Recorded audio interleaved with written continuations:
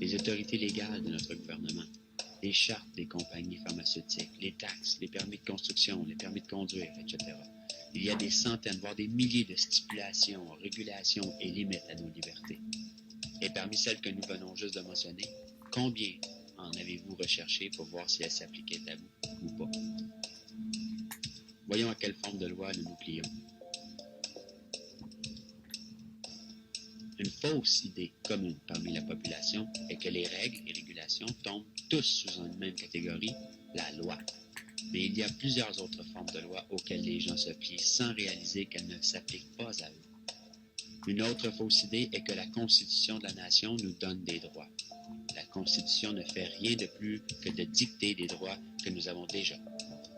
Nous sommes nés avec des droits indéniables accordés par notre Créateur. Ils ne nous sont pas donnés et ne peuvent pas être rendus. Tout ce que vous pouvez faire avec un droit, c'est de choisir de l'exercer ou non. La loi d'admiralité maritime, ou le droit maritime, est mieux connu sous le nom de le droit de la mer, puis a été remplacé par la loi civile. Il ne s'applique qu'à ceux qui s'y engagent de plein gré par contrat. La définition du droit maritime, c'est un groupe de lois privées internationales qui gouvernent les relations entre entités privées qui opèrent un bateau sur l'océan. Voyons voir comment et pourquoi une forme de loi qui a été façonnée pour gouverner les corporations, les affaires et les bateaux a imposé ses règles sur des êtres humains naturels. Tout ça est performé par la magie des mots. Une simple perversion linguistique a rendu possible de convaincre les peuples partout dans le monde que ces lois alternatives s'appliquaient à eux. Une des croyances prédominantes dans notre culture moderne est que les licences, permis, enregistrements et d'autres formes de documentation sont requises pour opérer des véhicules moteurs, utiliser les routes, construire des structures et établissements et de s'engager dans une entreprise libre, et beaucoup plus. Malheureusement, ces croyances sont basées sur très peu ou pas d'investigation du tout et sont fausses. La structure des croyances est perpétuée par le droit maritime. Cette forme de loi a été originalement conçue pour gouverner les bateaux qui arrivent à quai dans des nations étrangères pour importer ou exporter des produits et des ressources. Elle s'occupe de transactions bancaires et marchandes, pas des affaires civiles. Quand un produit est sorti d'un bateau et apporté à une nation étrangère, une nation prend la garde de cette ressource. Elle est représentée avec un certificat. Le certificat affiche la date de naissance du produit pris en garde par la nation en question. Demandez-vous, pour commencer, pourquoi il est supposément requis d'avoir un certificat de naissance de vie. Le dictionnaire Barran des termes bancaires définit un certificat comme un papier établissant une revendication de propriété. Dès lors, on remarque que n'importe qui avec un certificat de naissance est défini comme une propriété. La propriété de qui? Les gens sont utilisés comme nantissement, comme garantie avec les autres nations parce que la nation est en banqueroute. Exemple, les États-Unis ont déclaré banqueroute le 9 mars 1933. À partir de là, les États-Unis ont commencé à prendre des prêts d'une corporation privée non affiliée avec le gouvernement appelée la Réserve fédérale. Sans argent pour repayer les prêts, les États-Unis ont commencé à utiliser les citoyens comme garantie. Tous certificats de naissance ou de mariage sont littéralement des reçus d'entrepôt. Faites juste regarder les similarités. Tous deux ont une date d'émission, un numéro de série, un numéro d'enregistrement ou numéro de reçu, une description du produit et un informant autorisé pour notifier l'agence gouvernementale appropriée. Malgré toutes ces informations facilement accessibles, la majorité des gens sont ignorants de leurs implications dans le droit maritime. C'est rendu possible par la manipulation linguistique. Le droit maritime a changé la signification du mot personne d'une personne naturelle vivante à une corporation.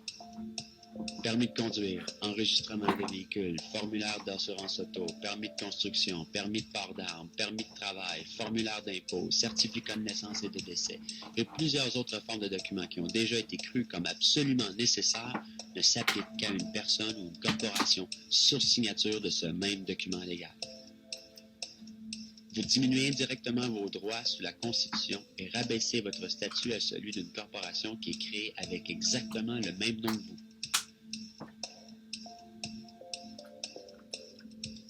La seule façon de reprendre votre véritable nom du nom de la corporation est de remarquer que la corporation a son nom entier en lettres majuscules.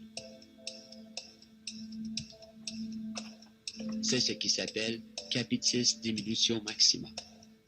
Vous remarquerez que votre permis de conduire, certificat de naissance, carte d'assurance sociale, carte d'assurance maladie, assurance, etc. utilisent toutes les lettres majuscules pour représenter légalement la corporation qui porte votre nom, pas vous. La corporation est connue comme une personne artificielle, alors que vous êtes une personne naturelle. La déception va encore plus loin quand on arrive en cours. Quand vous vous présentez en cours, vous remarquerez qu'il y a un siège pour les témoins derrière une clôture de bois. Le défendant doit la traverser pour passer de l'autre côté, là où le plaignant et le juge sont assis. L'action symbolise l'embarquement d'un bateau. À ce moment, les négociations peuvent être conduites en droit maritime. Le juge, qui prend le rôle de capitaine ou de banquier, est responsable pour régler la balance entre les deux côtés. C'est pourquoi il y a toujours une valeur monétaire impliquée dans tout cas judiciaire. Le capitaine s'occupe simplement des disputes marchandes et de transactions bancaires. Une fois la balance payée, le procès est clos. Pour sortir le procès du droit maritime, où vos droits ne sont pas protégés, vous devez éviter de représenter la personne artificielle. Ceci est accompli en déclarant que vous êtes une personne naturelle. Vous n'avez ni prénom ni nom de famille, parce que ceux-ci impliquent un titre corporatif. En cours, vous pouvez déclarer que la Cour prenne un avis légal de vos honneurs d'assermentation.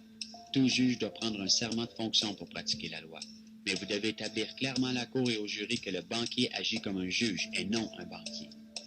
Souvenez-vous que vous êtes un être humain naturel de la Terre. Vous n'êtes gouverné par rien d'autre que votre propre conscience. Les lois sont créées à l'intérieur d'une société. La société qui crée les lois que nous voyons appliquées aujourd'hui est appelée la société de loi. La plus belle partie de toute cette déception est le fait que nous ne faisons pas partie de cette loi de société. Et donc, ces lois ne s'appliquent pas à nous. Les juges, les avocats et les agents du maintien de l'ordre font tous partie d'une société. Dans cette société, ils ont créé leur propre langage, qui est déceptivement similaire au français. Ils ont ces petits joujoux qu'ils appellent actes, statuts et régulations, qui ont l'air de loi, mais ne s'appliquent qu'à ceux qui font partie de cette société. Ça signifie fondamentalement que toute violation de trafic, âge minimum requis, etc., sauf le dommage à autrui ou de leur propriété, ne s'applique pas à la personne naturelle. Les lois ne s'appliquent qu'à ceux qui font partie de cette société de loi.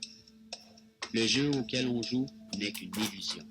Vous pouvez simplement choisir d'ouvrir les yeux et de réclamer les libertés avec lesquelles vous êtes né, délimitées par rien d'autre que votre propre imagination. Voici seulement quelques exemples pour s'assurer que vos droits sont protégés. La plus importante ligne de défense contre cette déception est de loin la reconnaissance de la perversion du langage et d'être absolument conscient de comment vous formez vos croyances et concepts.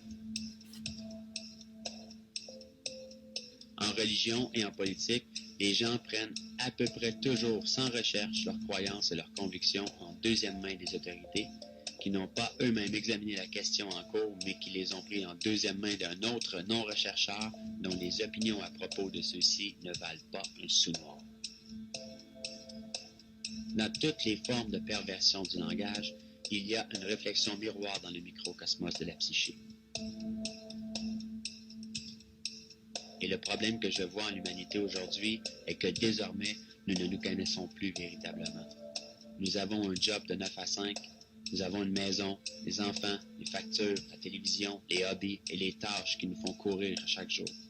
Et nous commençons à éventuellement croire que c'est ce que nous sommes. Vous me suivez? Mais qui sommes-nous sans le titre professionnel, sous le statut de mère ou de père, ou de théiste ou d'athéiste, de républicain ou de démocrate, de noir ou de blanc, d'homme ou de femme? Qui sommes-nous? Qui sommes-nous dans le fin fond? Nous ne le savons pas, parce qu'à chaque fois que nous entendons une réponse que nous ne voulons pas accepter à propos de nous-mêmes, nous le nions. Nous le passerons et le projetterons sur quelqu'un d'autre et les jugerons eux pour ça. C'est de la répression. Et nous voyons ce que la répression peut nous faire à un niveau individuel. Mais que peut-elle faire à un niveau collectif de l'humanité? Qu'arrive-t-il quand le monde entier refuse de se voir réellement pour ce qu'il est intérieurement?